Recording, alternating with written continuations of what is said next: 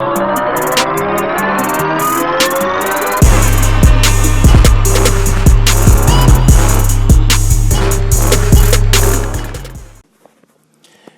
what's up, YouTube? Vasyl Lomachenko. Okay, article just came out.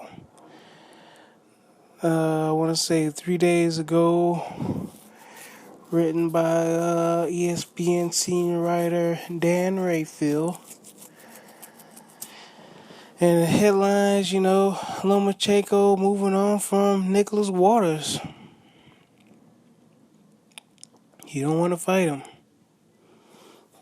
Which should be to no surprise because of two main excuses. He said Nicholas Waters, not him, but it's his management team. It makes it basically come from him because he can fight anybody he want to. You know what I'm saying? He can make it happen, but I think one of his managers is his last name is Clamus. Clamus, the manager for Lomachenko, saying like, "Oh, why should we fight Nicholas Waters and he don't have a belt? He doesn't have one of the four, I guess, 4 or 5 belts. You count the WBF for the EU belt, the European, the European belt, the one of the many alphabet soup belts out there. Because he doesn't have a belt, it's not worth fighting him, man. It's like a waste of his time." Then he says, the manager says, "We don't want to fight a guy who balloons up the next day that weighs 147 pounds. And for all we know, Lomachenko walks around about that weight. But again, that just sounds like excuses to me. Now, for him, maybe it's valid because Lomachenko, as good as everybody's claiming he is, he's not undefeated. Remember his first time out, he got his butt handed to him. Got introduced to the pro ranks by Orlando Salido, and Orlando Salido. Okay, see, this is what I'm saying. He was fighting for when he fighting for a belt when he fought Orlando Salido, right? But Orlando Salido came in overweight. He didn't make weight. Excuse me. He didn't make weight either, right? So check this out.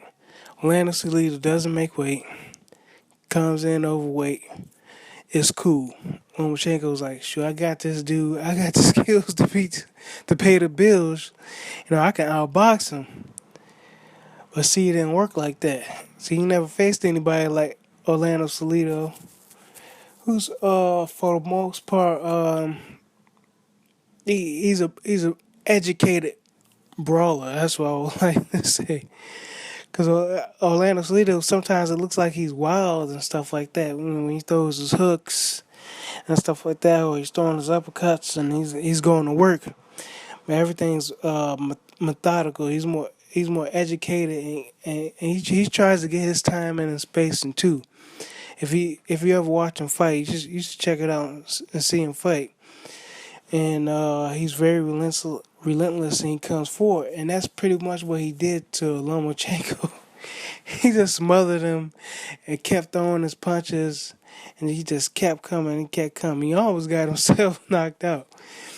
But that's what got him to fight, right? So,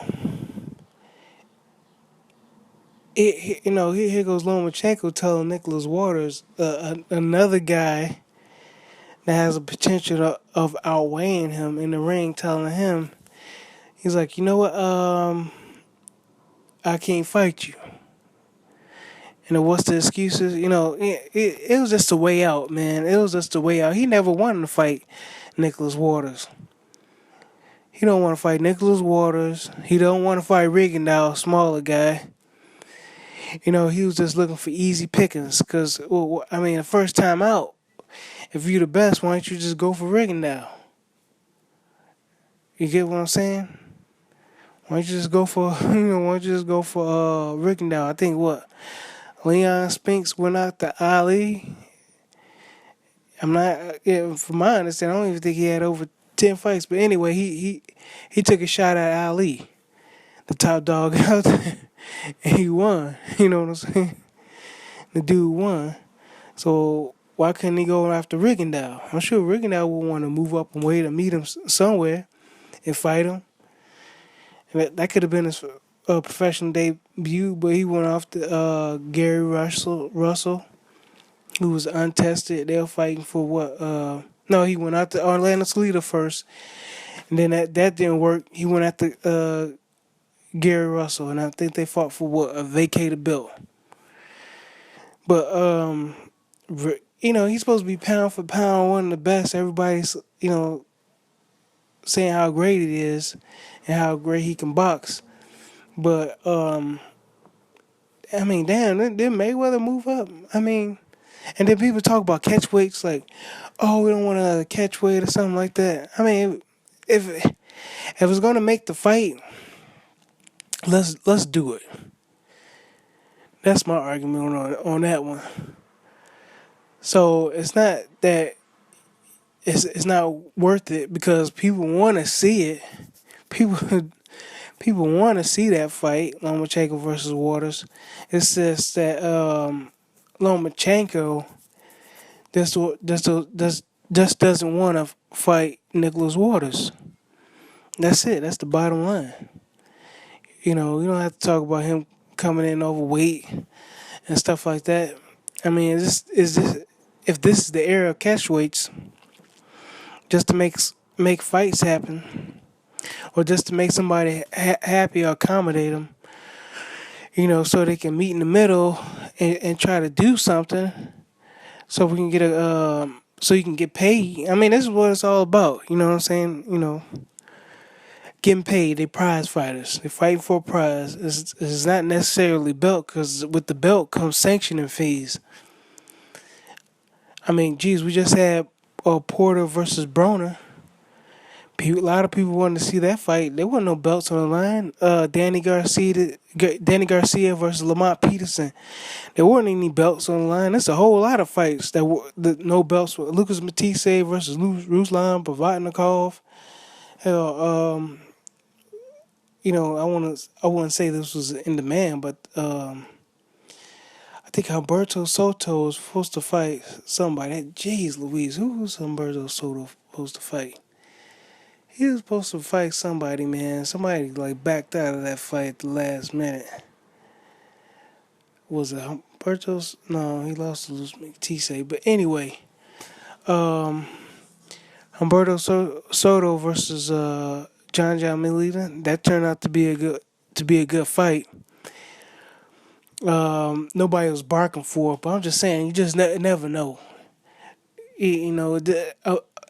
A belt doesn't have to be on the line every time for a fight to be anticipated. Hey, David Haye versus Derek Chisora. A lot of people wanted to see that fight after that melee they had, that brawl they had in, was it, Germany or whatever. So, yeah, man, this Lomachenko dude, to me, I wasn't even impressed. It doesn't even get that many knockouts. Well, he had 5 fights, lost 1. 2 knockouts maybe. But, it's him. Yeah, 2 KOs. That's it. So it's not like he's blowing people out. And then he's from the, not to knock the Ukraine, but he's a gold medalist coming out of the Ukraine. And I mean, even with this Glashkov guy, with Kathy Duva, it looks like he's getting a lot of bogus decisions. Like, to me, he lost to Steve Cunningham. But these Ukrainian guys, it seem like they got a network of just, especially in the amateurs, look like they fixing fights. It looks like they beefing these guys up to be something they not. And I think we seen one of these guys even lose in the Boxino tournament. I seen a few of them. A lot of people was like, oh, this decorated Ukrainian boxer, just got up in there and got beat up. You get what I'm saying? So anyway, that's my point on this, man. What do y'all think? I just think he's ducking waters, man. He's ducking waters. He's ducking Rigondeaux. Maybe he can fight Lee Selby. I doubt if he wins because Selby, um, the the Scottish Mayweather, he boxes very well on the outside, and he's got a great jab too. Boxes very well, and he's a little bit longer than Lomachenko. But yeah, man, let's go on and wrap it up. I mean, you got a belt. You say you're ready for big fights. Go ahead and step it up. Let me know what y'all think. You think Lomachenko? I don't know how anybody with a belt has a valid point of ducking anybody, especially a new champion. But let me know what y'all think. You think Lomachenko should fight Waters, or should Lomachenko avoid that fight and fight somebody else? If he's gonna avoid Waters, who else is he gonna fight? Because I think Leo Santa Cruz, he's moving up. Because he doesn't want no parts of Rigondeaux, so he's going to move up, another weight class. And I don't even think Rigondeaux's even in his weight class. But anyway, let me know what you think. All right, bye.